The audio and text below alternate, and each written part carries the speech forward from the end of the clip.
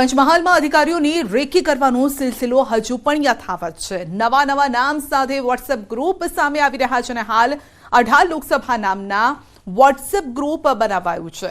તો રેકી કરવા માટે ખનીજ અને લાકડા માફિયાઓએ પગારે માણસો પણ રાખ્યા છે તે પ્રકારની માહિતી સામે આવી છે। છેલ્લા ઘણા સમયથી આ પ્રકારે અધિકારીઓની રેકી કરતી હોવાથી માફિયાઓ પકડથી બચી જતા હોવાની ઘટનાઓ બની રહી છે। તો મીડિયામાં અહેવાલ પ્રસારિત થતા તાત્કાલિક જૂનું ગ્રુપ ડિલીટ કરી અને નવું ગ્રુપ બનાવી દેવામાં આવે છે।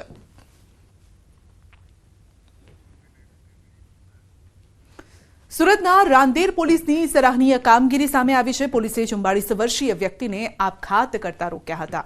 કાપડના ધંધામાં ભાગીદારે દગો આપ્યા બાદ ધંધો બંધ થતા આર્થિક સંકળામણના કારણે વ્યક્તિએ આપઘાતનું પગલું ભરવાનું નક્કી કર્યું હતું અને પોલીસે તેમનું કાઉન્સેલિંગ કરી અને એક એનજીઓની મદદથી તેમને લોન પર નવી રિક્ષા અપાવી અને ફરી રોજીરોટી માટેની તક પૂરી પાડી હતી। 2,92,000ની આ રિક્ષા 42,000ના ડાઉન પેમેન્ટ પર ખરીદી તેમને નવું જીવન હિંમતભેર જીવવાની પ્રેરણા આપી છે।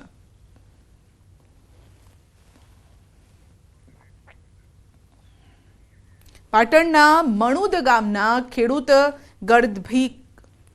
ગર્ધબના દૂધનો વ્યવસાય કરી અને મહિને લાખો રૂપિયા કમાય છે।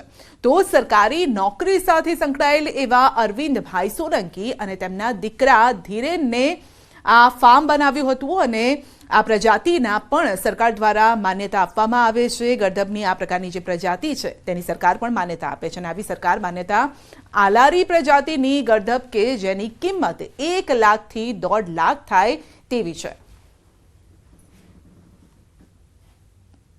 બિઝનેસ જોયો, 1-2 વિડીયો જોયા મને ઇન્ટરેસ્ટ લાગ્યો એટલે મેં આની પર બધું સર્ચ માર્યું કે હું કઈ જગ્યાએ વેચીશ, ક્યાંથી લાવીશ, કોને આપીશ।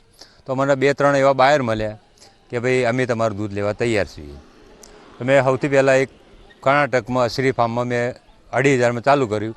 અત્યારે હું 5.5 છેલ્લામાં છેલ્લું 5.5 દૂધ લીટર આપું। આવક આમાં એવું થાય છે કે તમે આનું જે મળ આવે છે, જે એનો છાણ કહીએ આપણે, એને તમે વેચો, એનું ધૂપમાં ઉપયોગ થાય છે। સાઉથ ઇન્ડિયા સાઈડ એ લોકો આનું ધૂપ કરે છે, હૈદરાબાદ, તેલંગાણા, કર્ણાટકા એ સાઈડ સૌથી વધારે આનો ધૂપમાં ઉપયોગ કરવામાં આવે છે।